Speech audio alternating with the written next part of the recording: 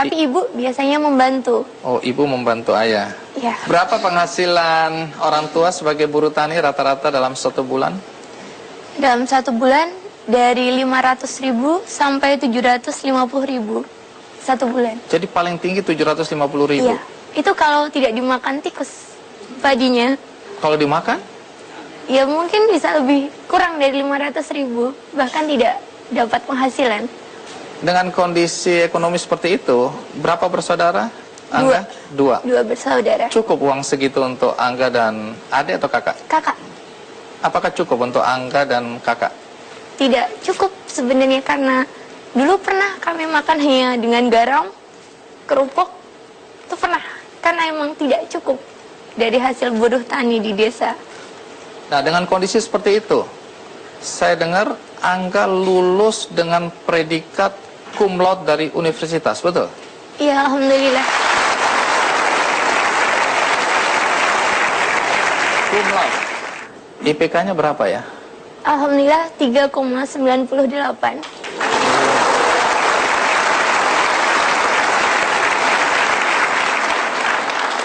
Tentu banyak penonton di studio maupun di rumah yang bertanya-tanya bagaimana anak seorang buruh tani dengan makan cuma dengan garam tadi, ya, bahkan dengan kerupuk bisa punya prestasi akademik yang luar biasa, lulus sarjana cum laude dengan IPK 3,98. Ini pertanyaan yang akan saya tanyakan juga, bagaimana caranya, ya. Tapi sebelum itu, mari kita simak dulu kisah tentang Angga berikut ini.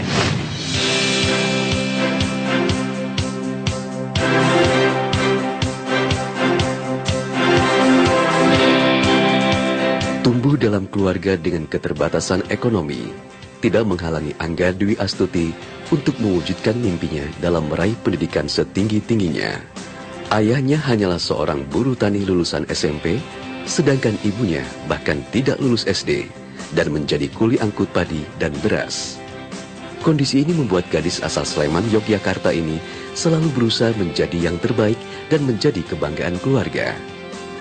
Sejak duduk di bangku SD hingga SMA, Angga dikenal sebagai murid yang selalu berprestasi.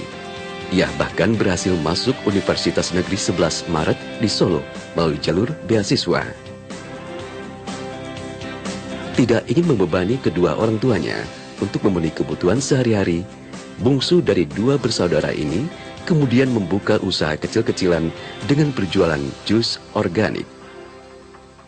Di rumah itu dia didik TPA, itu les kursus bahasa Inggris itu di rumah, sambil jualan jus itu 2 tempat.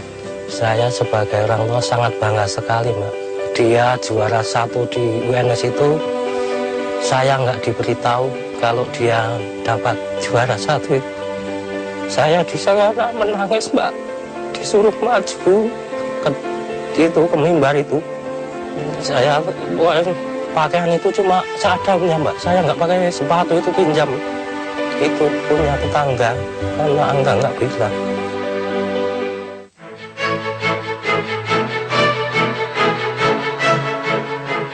Dengan kecerdasan, ketekunan, dan kerja keras, gadis kelahiran 20 Februari 1992 ini berhasil menyelesaikan program sarjana dalam waktu 3 tahun 5 bulan. Dengan nilai sempurna A. Ia juga dinobatkan sebagai mahasiswi terbaik dan lulus cum laude dengan IPK 3,98. Saya cuma bisa bilang, jadikanlah anak saya Angga, anak yang soleh dan soleha, berbakti kepada kedua orang tua, taat pada agama, berguna bagi nusa dan bangsa.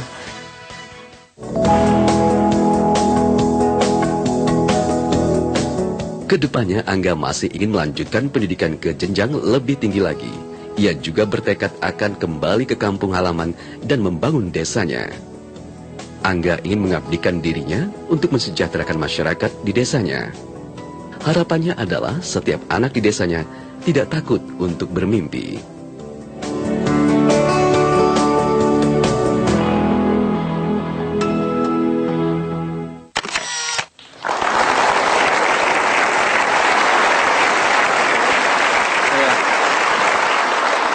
Jadi pendidikan ayah cuma sampai SMP. Ya, Ibu ibu lulus tapi cuman SD kelas 2. drop out namanya. Ya. Iya, drop out SD kelas 2. Ya. Baik, dengan situasi dan kondisi seperti itu, sejak kapan Angga dapat beasiswa? Sejak SD. Ya. Jadi dari SD sudah dapat beasiswa, SMP juga, Iya. SMA juga, Iya. kuliah juga. Iya. Alhamdulillah. Oke, Tuhan Maha Besar itu ya.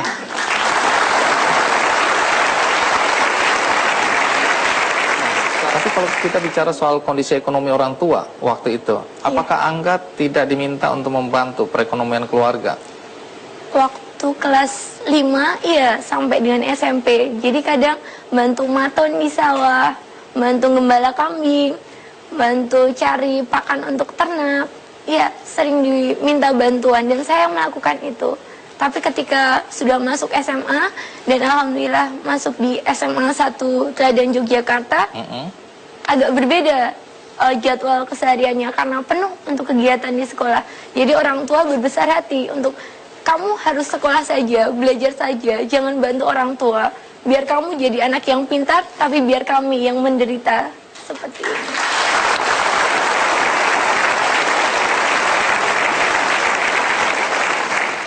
Saya dengar juga bahwa Angga pernah atau mulai jualan jus buah ketika dulu di bangku. Di bangku kuliah. Kenapa harus jualan jus buah? Karena waktu itu saya di jurusan biologi dan saya tahu benar mengenai buah dan khasiatnya. Dan ketika itu ceritanya bukan karena saya ingin jualan jus, tapi kasihan, ternyata saya yang seperti ini masih ada yang di bawah saya, yang kurang mampu, bahkan meminjam uang pada saya yang kondisinya waktu itu belum punya apa-apa. Siapa itu? Tetangga. Oh, tetangga ada yang mau Iya. pinjam uang Iya. pada Angga? Iya, Terus tapi apa urusannya dengan jus buah ini?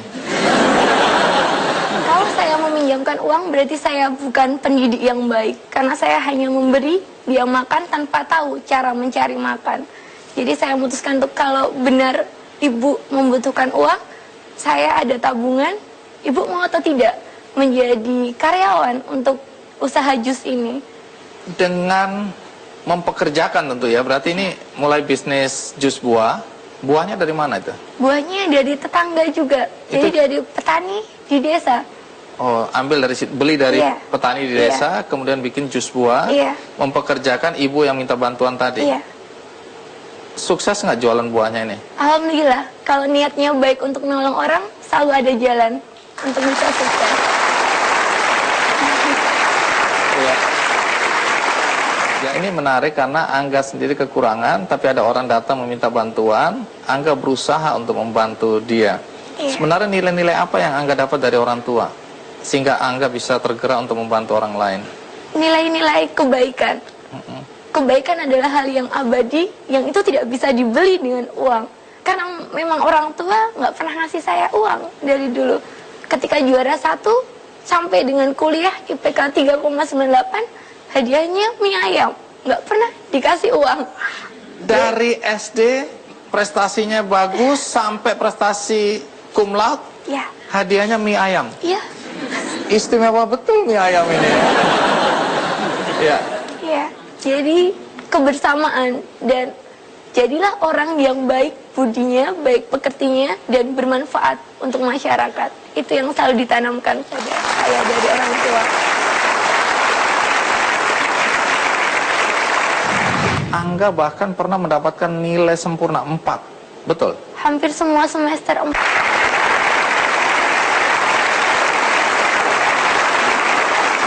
Angga, anak buruh tani yang hidup sangat sederhana, ternyata bisa lulus dengan prestasi cum laude. Tentu pertanyaannya adalah bagaimana seorang anak muda bernama Angga bisa mencapai prestasi yang luar biasa itu. Nah, ini yang harus Angga jawab. Angga, bagaimana dengan kondisi tadi, Angga kok bisa punya prestasi dari mulai SD, SMP, SMA, bahkan sampai universitas? Apa yang membuat Angga sukses? motivasi terbesar saya adalah untuk bermanfaat, berguna bagi orang. Kalau saya jadi orang yang bodoh, apa yang bisa saya lakukan untuk masyarakat di desa yang semuanya pendidikan menengah ke bawah dan ekonominya juga menengah ke bawah. Itu motivasi yang harus ada dalam diri saya, bahwa jadilah anak yang pintar, karena itu kamu akan bisa berarti untuk orang lain. Jadi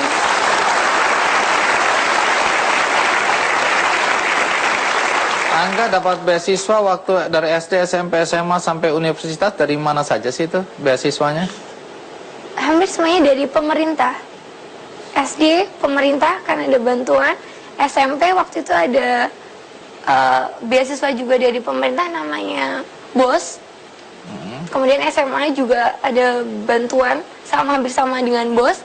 Kemudian waktu kuliah, alhamdulillah pemerintah menjawab kami mahasiswa dari kalangan tepi untuk selalu berprestasi, beasiswa bidik misi.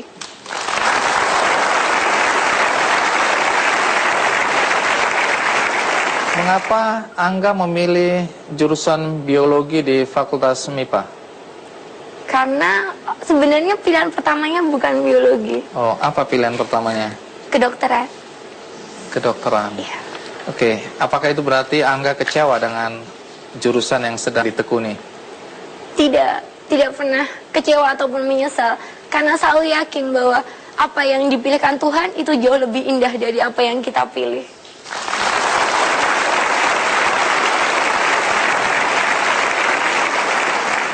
Tadi menyelesaikan kuliah 3 tahun 5 bulan. Iya. Dengan nilai IPK berapa tadi? 3,98. Tapi saya dengar beberapa semester Angga bahkan pernah mendapatkan nilai sempurna 4. Betul? Hampir semua semester 4, hanya 1.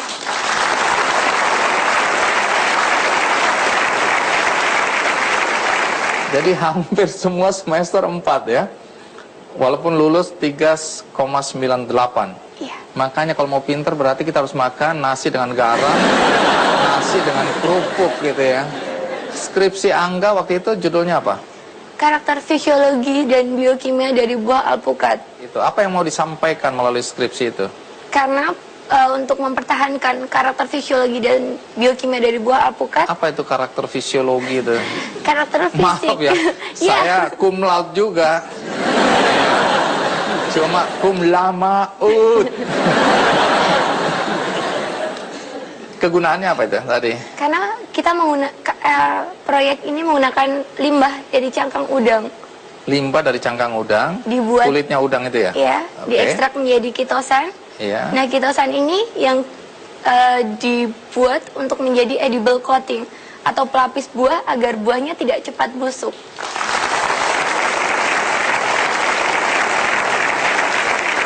Sekali lagi, dengan pencapaian tertinggi seperti itu, hadiah dari orang tua hanya mie ayam. Iya. Filosofi apa yang ada di dalam mie ayam ini? Ini penting ini, selain kerupuk dan garam tadi. Filosofi untuk menghargai, mensyukuri apa yang mampu kita dapatkan, tapi kebersamaan dalam keluarga adalah hal yang nomor 1, yang paling utama.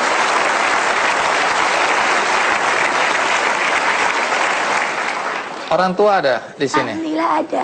Bolehkah orang tuanya naik ke depan supaya kita lihat wajah orang tua yang hebat dan luar biasa ini? Oh ya. Waduh, ini orang tuanya ya.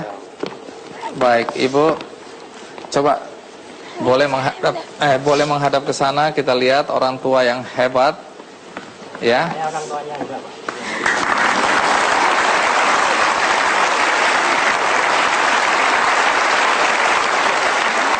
Angga kan anak Sleman nih, Iya. anak desa. Iya. Kenapa bisa sampai di Jerman? Bagi Anda yang baru saja mengikuti acara ini, tamu saya adalah Angga Lestari, seorang anak buruh tani, berasal dari Sleman, dan dia mampu lulus sarjana dengan predikat cum laude. Dan Angga pernah ke Jerman, sebelum sampai ke urusan Jerman. Iya. Angga kan anak Sleman nih, Iya. anak desa. Iya. Kenapa bisa sampai di Jerman? Saya percaya bahwa saya bisa sampai Jerman karena doa orang-orang yang dulu pernah mungkin saya tolong, dari niat untuk memberikan kebaikan dan bermanfaat. Karena pernah nolong orang itulah saya bisa ke Jerman. Menarik. Pelajaran berikutnya, sering-seringlah menolong orang supaya bisa ke Jerman. Bagaimana ceritanya bisa sampai Jerman? Ketika itu, mimpi saya masuk universitas adalah menjadi mahasiswa berprestasi tingkat nasional. Tapi ketika di semester 5, pengumuman mahasiswa berprestasi, saya kalah dalam satu bagian, karya tulis ilmiah. Karena ada 4 poin, IPK, alhamdulillah saya paling tinggi, bahasa Inggris, alhamdulillah saya paling tinggi, dan organisasi juga paling tinggi. Tapi juri bertanya, kamu kemana saja? Kok nggak ada karya tulis ilmiah satupun? Ketika itu saya menangis, tapi saya tidak menyesal. Karena ketika di semester 2, saya pernah ikut karya tulis ilmiah se-Indonesia, dan alhamdulillah masuk 10 besar. Tapi apa yang terjadi di desa saya? Anak-anak TPA saya tinggalkan untuk ikut karya tulis ilmiah 6 bulan. Dan akhirnya mereka apa? Mereka tidak pernah mendapatkan pendidikan, ilmu agama. Mereka hanya bermain-main di sungai. Lalu apa yang membuat saya memilih untuk mengabdikan diri saya agar mereka anak-anak ini punya mimpi yang lebih besar daripada saya? Saya memutuskan untuk tidak pernah ikut lagi lomba karya tulis ilmiah Demi anak-anak ini. demi anak-anak dan juga pemuda di desa. Tapi katanya ke Jerman ini gara-gara juga makalah yang berkaitan dengan urusan jus buah tadi. Iya. Bisa jelaskan apa kaitan antara makalah kemudian bisa ke Jerman dengan jualan jus buah? Karena saya tidak menjadi mahasiswa berprestasi, ternyata ada rezeki lain. Bahwa waktu itu pembantu dekan 3 tuh telepon saya, "Dek, kamu ikut seleksi ke Jerman." Saya kan deg-degan ya Pak, ke Jerman tuh negara mana? Kan waktu itu desa. Nanti saya kasih tahu Jerman dari mana ya. Dan ketika itu syaratnya tidak pakai TOEFL, hanya paper yang paper tentang apa yang telah kita lakukan untuk universitas. Dan ketika itu saya menulis One Student One Tree, di mana waktu itu saya kan asisten dosen untuk fisiologi tumbuhan. Tiap tahun saya melakukan itu. Dan yang kedua adalah organic juice untuk memberdayakan masyarakat di desa. Itulah isi makalahnya. Ya. Dan menang. Alhamdulillah. Dan berangkat ke Jerman. Alhamdulillah berangkat ke Jerman. Gara-gara jus buah. Gara-gara juice. Jadi gara-gara nolong ibu itu ya, Ya. Tuhan tidak Tuhan tidur. tidak tidur. Dia melihat perbuatan Angga, dia bilang oke, Angga bantu orang melalui jus buah, saya akan kirim Angga ke Jerman melalui jus buah juga. Amin. Jadi pelajaran Alhamdulillah. berikutnya adalah mulailah berdagang jus buah supaya bisa ke Jerman. Ya, Angga luar biasa. Artinya apapun juga boleh percaya boleh tidak, jus buah yang membantu orang lain, justru sekarang yang membantu Angga untuk bisa ke Jerman. Acara apa sih ini? World Student Environmental Summit. Jadi seluruh mahasiswa dari 35 negara kita dikumpulkan di situ untuk mendiskusikan apa yang telah dilakukan untuk universitas dan bangsamu dan apa tantangan terbesar kita dalam menangani masalah lingkungan. Baik. Kalau dilihat perjalanan hidup Angga dalam usia semuda ini, Angga juga aktif ya di organisasi. Iya. Boleh tahu di organisasi apa saja pernah aktif? Ketika di kuliah, saya mengikuti Dewan Mahasiswa, kemudian di himpunan mahasiswa, saya mengikuti di klub study, kemudian saya mendirikan organisasi bahasa Inggris sefakultas MIPA, dan yang paling saya cintai adalah kegiatan saya di desa. Membangun desa adalah mimpi saya, dan menggerakkan pemuda adalah langkah utama. Jadi saya mengikuti organisasi di desa sebagai anggota Karang Taruna. Wah.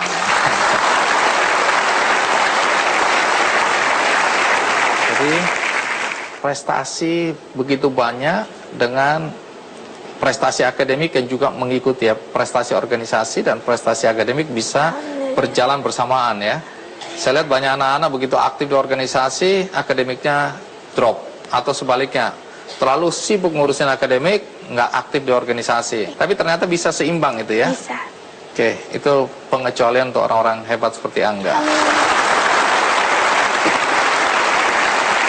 Ya, setelah lulus dengan predikat cum laude, apa cita-cita yang ingin Angga wujudkan? Saya ingin menjadi seorang dosen, pengusaha sukses, dan pelayan, pengabdi di masyarakat. Apakah Angga punya rencana untuk melanjutkan pendidikan? Iya, insya Allah. Sudah terpikirkan mau kemana? Alhamdulillah sudah Kemana? di Belanda, Leiden University. Baik, Angga terima kasih sudah mau datang dan berbagi dengan kami semua di acara Ki Candy. Iya. Sukses selalu buat Angga. Amin, Terima amin. kasih ya. Terima kasih. Tamu kita berikutnya, terima kasih. Panggilannya? Afat. Afat. Baik, Afat silakan duduk. Senyummu memberikan harapan bahwa bangsa ini punya harapan besar di masa depan. Amin. Kalau Afat berasal dari mana? Saya dari Batang. Jadi dari Batang ya. Iya. Pekerjaan orang tua apa? Tani. Petani. Buruh tani, Buruh penggarap. pemilik tanah. Buruh penggarap. Lalu bagaimana perekonomian keluarga? Bagaimana bisa hidup? Berapa keluarga Afat? Saya anak ketiga dari 4 bersaudara. Lalu dengan kondisi seperti itu bagaimana keluarga bisa hidup? Kami itu di rumah sebagai petani dan juga di rumah jualan eceran beras dan bekatul. Makanan Tidak, unggas? Makanan unggas, iya. Jadi penghasilan orang tua rata-rata 1 bulan berapa?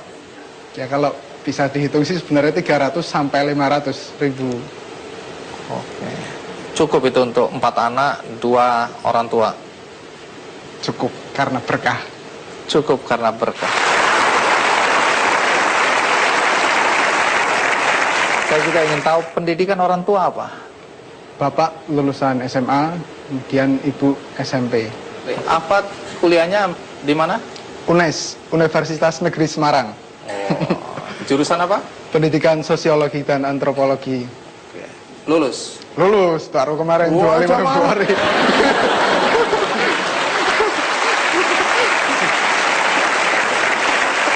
Gini apa?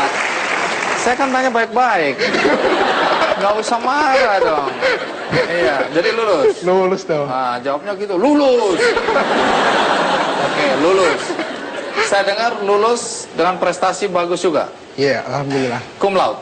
Cum laude IPK berapa? 3,87. Alhamdulillah.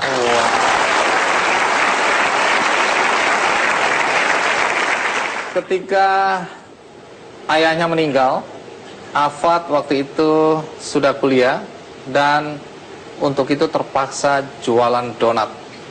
Karena berita mengenai Afat jualan donat inilah yang membuat saya mengundang Afat hari ini di acara Ki Candy. Tapi sebelum kita tahu apa yang terjadi pada Afat, mari kita ikuti dulu liputan berikut ini.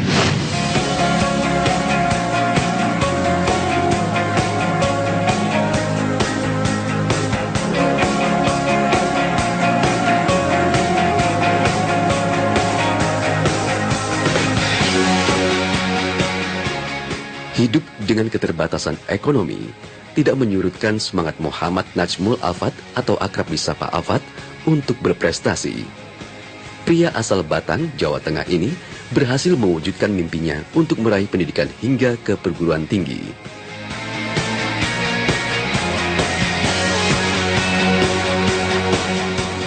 Afat dikenal sebagai pemuda yang aktif dalam berbagai kegiatan, baik di kampus maupun di lingkungan sekitar rumahnya.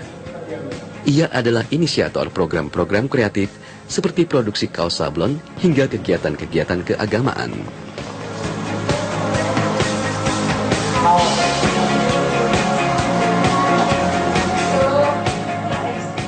Di tengah kesibukannya, Afat masih meluangkan waktu untuk membantu keluarganya menjual kebutuhan pokok pertanian. Mengolah hasil sawah dan hewan ternak. Baginya kehadiran keluarga menjadi semangat dalam memperjuangkan mimpi-mimpinya.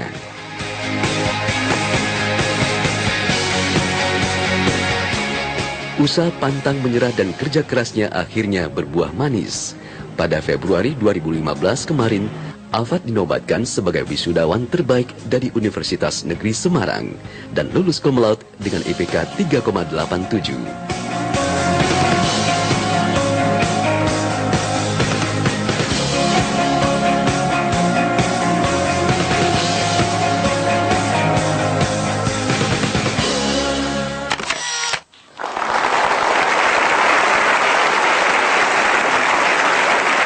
Afat, kalau melihat kondisi keuangan keluarga waktu itu, tentu yang jadi pertanyaan bagi kami semua yang ada di sini dan penonton di rumah adalah bagaimana sampai Afat bisa kuliah?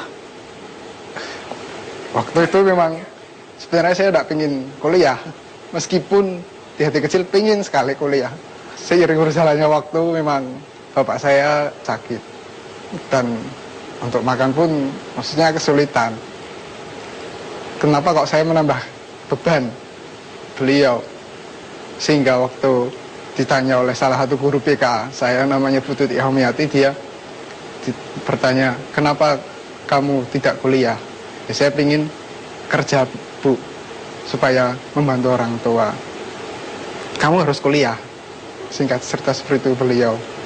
Sehingga ya sudahlah, kalau kuliah tapi terus uangnya gimana, Bu? Kan ada beasiswa bidik misi. Oh ya sudah, saya berangkat. Ikut mendaftar untuk beasiswa bidik misi, ya? Iya. Prestasi sekolah bagus? Bagus. Saya juga aktif di OSIS dan bisa dikatakan ya saya 3 besar terus di 3 besar SMA terus di SMA. Akhirnya dapat nggak bidik misi itu? Awalnya tidak. Awalnya tidak. Artinya ditolak waktu itu? Iya, meskipun saya tuh kan daftar di UNES, saya punya keyakinan pasti saya keterima karena saya pintar gitu. Saya tuh orang yang optimis. Lalu kejadiannya bagaimana? Nah, waktu itu memang keterima, terus pengumuman beasiswa bidik misi, alhamdulillah tidak diterima beasiswa itu. Ya sudah, kembali ke posisi awal, tujuan awal saya bekerja, oke saya bekerja. Dan Nah, bekerja apa? waktu itu. Iya. Setelah ditolak bidik misi, terus kemudian kerja? Iya. Kerja apa? Tugas saya di rumah mencari rumput. Dan kemudian saya mencoba menjalin sebuah karir yang pasti menjadi cleaning service. Meskipun itu masih nitip sama salah satu saudara saya. Jadi waktu itu sudah terpikirkan untuk menjadi petugas cleaning service. Iya. Nah, lalu apa yang terjadi? Kok akhirnya bisa kuliah juga? Alhamdulillah, waktu itu kan saya terus menjalin komunikasi dengan teman-teman yang sudah diterima di UNES. Dan waktu itu ada kegiatan yang namanya PPA, pengenalan akademik gitulah, atau bisa dikatakan ospek. Nah, Prof. Sudiono sebagai rektor waktu itu memberikan pengumuman akan dibuka 1000 mahasiswa bidik misi lagi. Saya pun daftar dan alhamdulillah daftar lagi beasiswanya. Kali ini Lolos.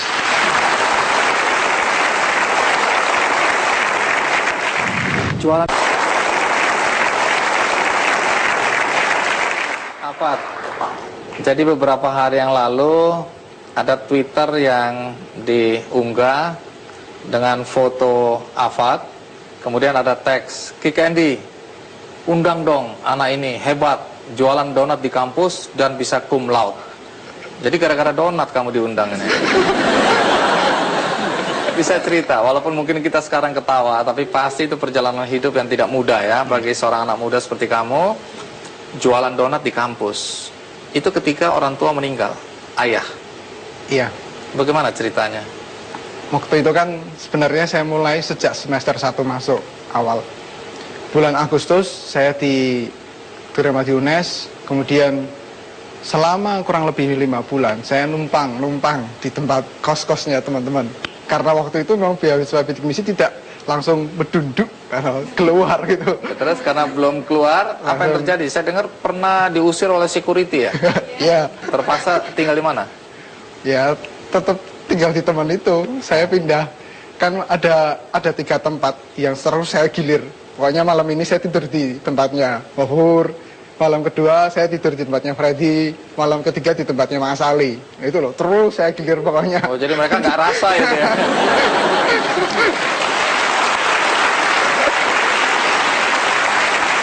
Baik, Setelah situasi itu kembali normal, lalu bagaimana kok sampai harus jualan donat? Nah, karena memang apa ya, passion, kembali lagi ke passion. Saya itu Passion. Iya, kenapa? Passionnya apa? kalau ibu saya mengatakan, "Le, kamu itu cocoknya dagang." Gitu. Oke, berarti kan langsung apa? Waktu itu kan nginep masih numpang di tempatnya Mas Ali Sofyan. Di kontranya itu ada donat dengan di atasnya ada semacam kaleng. Jadi ambil sendiri, bayar sendiri gitu loh. Nah, saya cari siapa ini penjualnya. Saya hubungi, "Pak, saya mau jualan donat, tak bawa ke kampus dan saya titipkan di kos-kosan." Selama 2 tahun itu. Modalnya dari mana ini? Nah. Kan harus tetap bayar dulu dong. Kok ketawa? Apa yang terjadi? Kalau modalnya ya disisihin sendiri dari uang bidik misi itu. Jadi uang bidik misi tidak sepenuhnya saya langsung pakai. Saya ambil dari rekening, saya serahkan ke ibu. "Bu, ini uang dipegang. Semoga ini bisa untuk muter, beli beras, kemudian kolak dan dijual kembali. Dan ketika saya butuh, saya minta ya, harus dikasih," intinya gitu loh. Tapi ada uang yang disisihkan untuk orang tua supaya orang tua bisa dagang beras eceran dan lain-lain ya. Nah, uang itu yang disisihkan untuk kemudian jadi modal jualan donat. Iya, Nah, jualan donat di kampus. di kampus dan kos-kosan. Itu teman-teman tahu kalau Afat jualan donat. Tahu, Apa nggak malu? pernah saya dihina. Ya menurut saya dihina lah. Tunggu, siapa yang menghina kamu?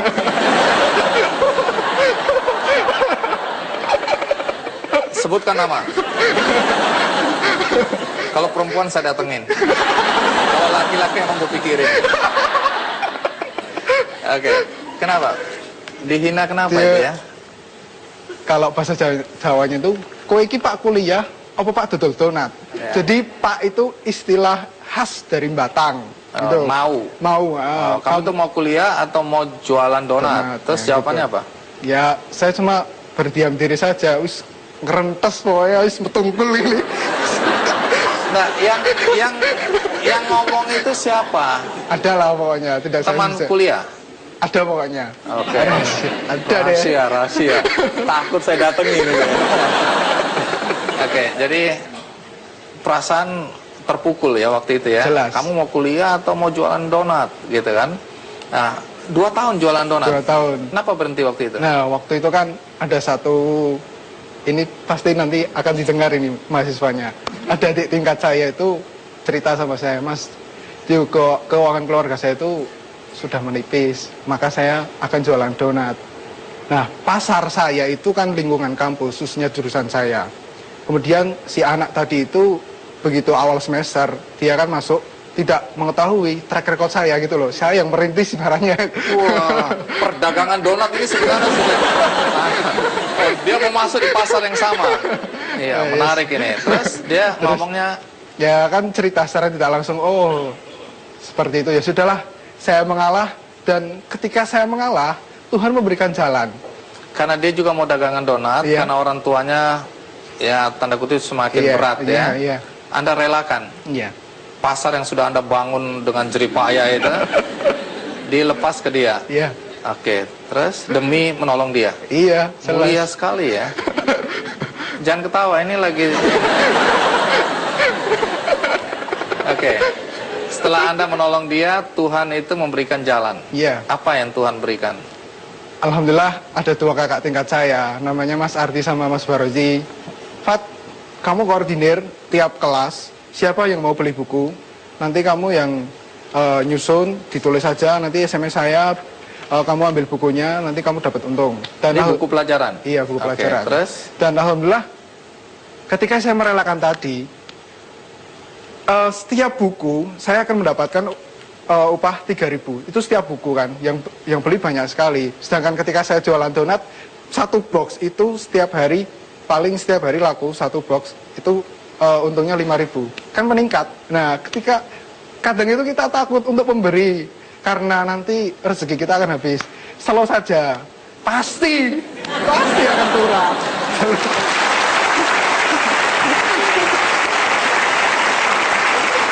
Ini yang dibilang the power of giving. semakin banyak kita memberi, semakin banyak Tuhan kembalikan buat kita. Ketika Anda memberi keuntungan donat yang 5.000 itu, Iya. Tuhan memberi berlipat-lipat, 3.000 per buku ya. Anda kaya raya dong waktu itu ya. Iya, bisa beli sepatu meskipun Oh, bisa beli sepatu. Oh, cuma- ini sepatunya ini bukan, ya? bukan. Oh, bukan. Oke, jadi artinya penghasilannya tiba-tiba lebih banyak. Iya. Baik. Walaupun harus orang Jawa bilang struggling ya, harus penuh perjuangan untuk bisa kuliah dengan jualan donat dan buku. Tapi Afat saya dengar aktif juga di organisasi kampus ya. Iya. Aktif di mana aja? Kalau di kampus saya jadi fungsionaris HIMA, Himpunan Mahasiswa Sosiologi Antropologi.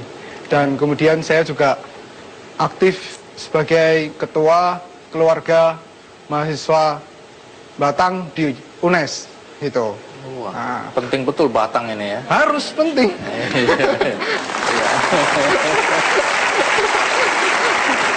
Nah, saya dengar selama kuliah Afat juga jadi guru. Iya, Guru apa? guru ngaji. Oh iya. Dapat honor nggak itu? Jangan pikirin honor. Gitu loh. Saya penasaran soalnya kelihatannya belum cukup itu uang dari buku itu ya. Jadi ini apa? Panggilan ini. Panggilan. Guru agama di mana? Jadi kakek saya itu membangun sebuah pondok pesantren. Dan itu menghasilkan banyak santri yang bisa dikatakan wow. Gitu. Kenapa saya katakan wow? Iya. Santri itu kan jadi TKI, ada yang jadi TKI, kemudian dia jadi imam besar di Taiwan. Ada gitu. Wow. Ada namanya salah satu Sohani namanya. Lulusan dari pesantren ini. Iya itu. Oh, disitulah Afat mengajar, Iya, meneruskan. meneruskan. Baik, ini berdasarkan amal dan ibadah, balasannya akan berlipat-lipat ini. Amin, amin. Tapi saya dengar pernah ketika semester akhir kamu stres berat, depresi. Nah, ini menarik ini. Apa yang menyebabkan Afat depresi? Bahkan orang-orang bilang gila. Nah, kita tunggu jawabannya setelah ini. Walaupun Afat, tadi ceritanya itu kisah sukses ya. Bagaimana dengan kondisi dan situasi ekonomi yang berat, Afat bisa menapak pendidikan ke jenjang yang tinggi dan lulus cum laude. Tapi saya pernah dapat bocoran bahwa Afat ini di semester 7 stres berat, depresi. Kemudian orang bilang Afat udah gila.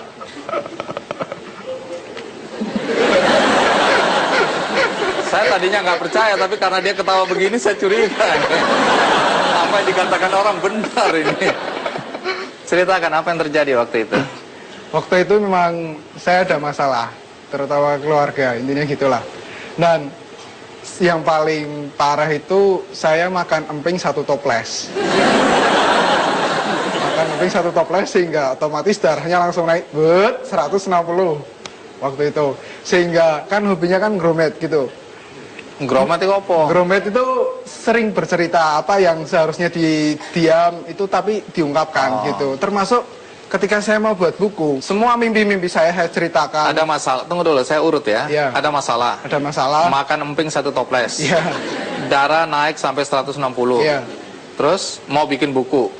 Semua mimpi-mimpi saya ucapkan waktu itu. Sehingga Apa misalnya? misalnya bikin buku, mau ke Candy, itu termasuk. Serius? Serius.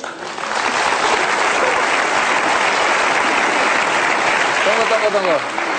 Gara-gara kepingin di Kick Andy juga, kamu dibilang gila? Iya, karena orang itu bilang gini, kamu itu aneh ngomongnya gitu loh. Pengen bikin buku? Nggak mungkin. Pengen ke Kick Andy? Apalagi? Terus pengen apa lagi yang jadi bahan tertawaan? Ya pengen kuliah di Amerika waktu itu.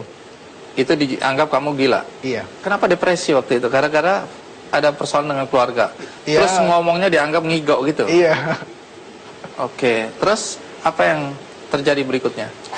Ya tetap saya tenang, apapun yang terjadi harus tetap disyukuri. Karena Tuhan itu menyiapkan sebuah tangga yang untuk dinaiki kita.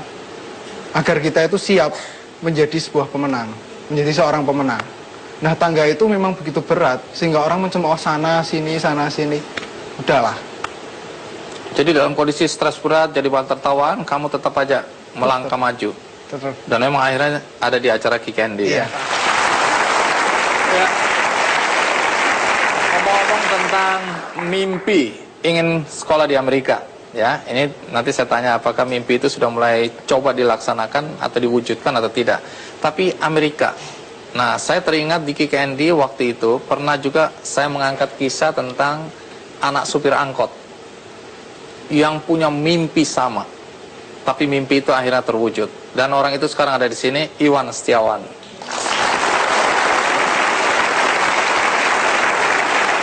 Iwan, ini kisah Iwan Setiawan sudah dijadikan sebuah buku berjudul Nine Summers, 10 Autumns, dan kemudian jadi film.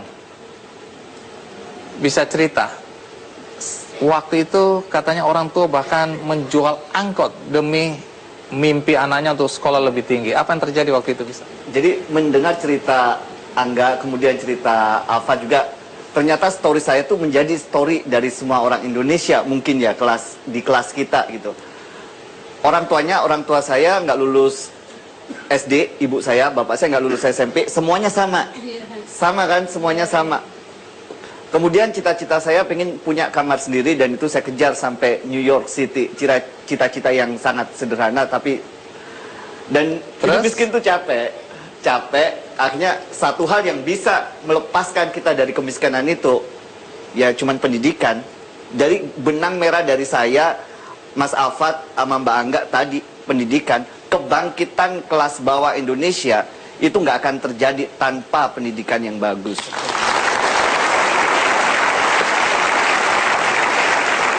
Pendidikan Anda sampai di mana dan bagaimana ceritanya bisa sampai ke Amerika? Nah, saya tadi ngelihat dari story yang ada di sini bahwa di balik anak-anak yang sukses seperti Mbak Angga dan Mas Afat, itu ada orang tua yang luar biasa. Saya tuh ngelihat ini kayak ibu saya ada di sini, ibu saya ada di sini, sama.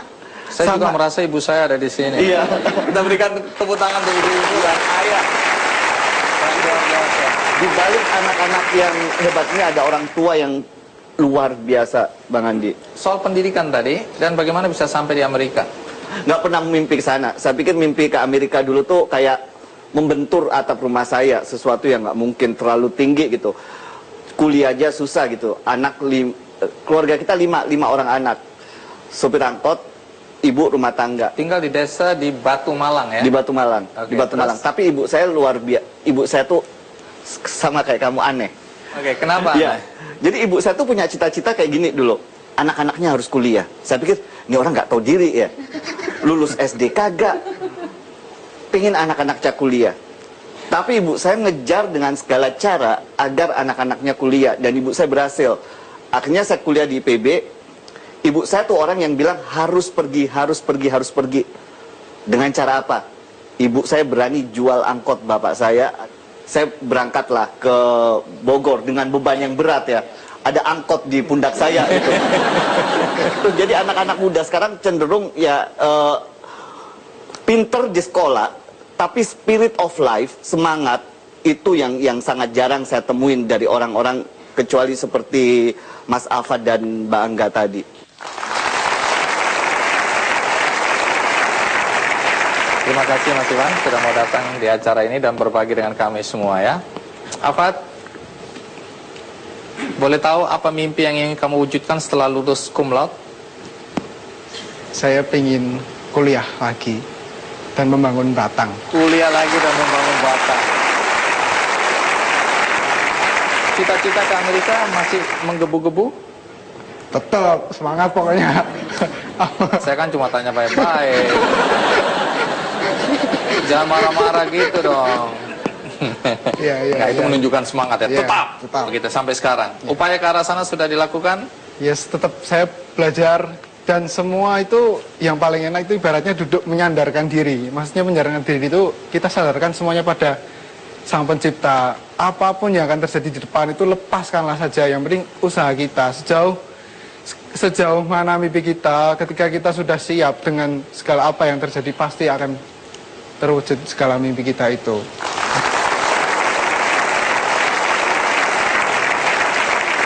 Saya setuju dengan Iwan Setiawan bahwa di balik anak yang luar biasa seperti Ava dan juga tadi Angga, ada orang tua yang super hebat. Karena itu kita minta ibu dari Ava untuk naik ke depan.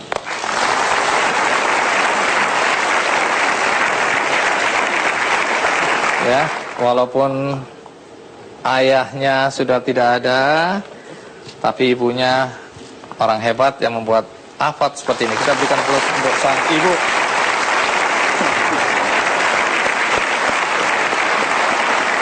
Baik, boleh kembali. Nah, sebelum itu saya undang kembali Angga untuk naik ke atas pentas.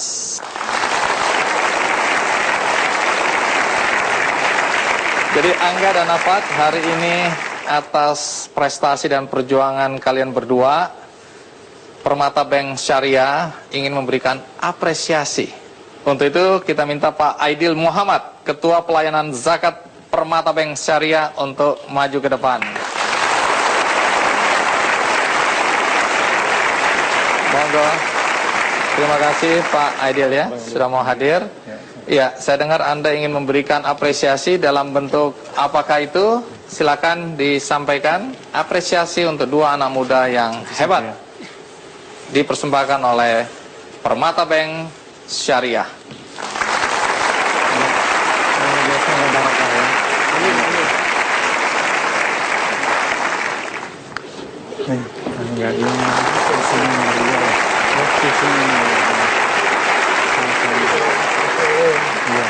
Baik, Pak Aidil.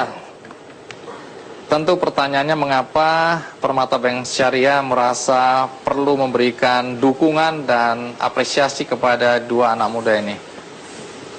Ya, jadi dua hal mungkin Bang Andi ya. Yang pertama, kami Permata Bank Syariah melihat pendidikan itu sekarang memang sudah menjadi sebuah kebutuhan primer.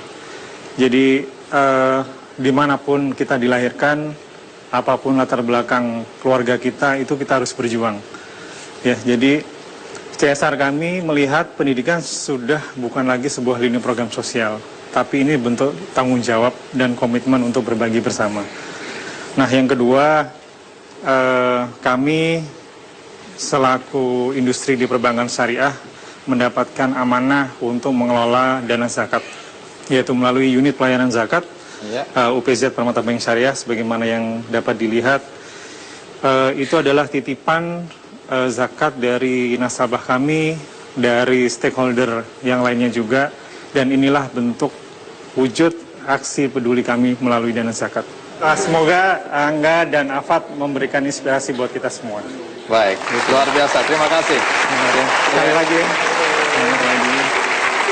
Baik, itu tadi kisah inspiratif dari Angga dan Afat. Dan di akhir acara ini saya ingin membagikan satu buku bagus untuk Anda semua yang ada di studio, yaitu Bahagiakan Dirimu dengan Membahagiakan Orang Lain. Dan ini akan saya bagikan satu-satu.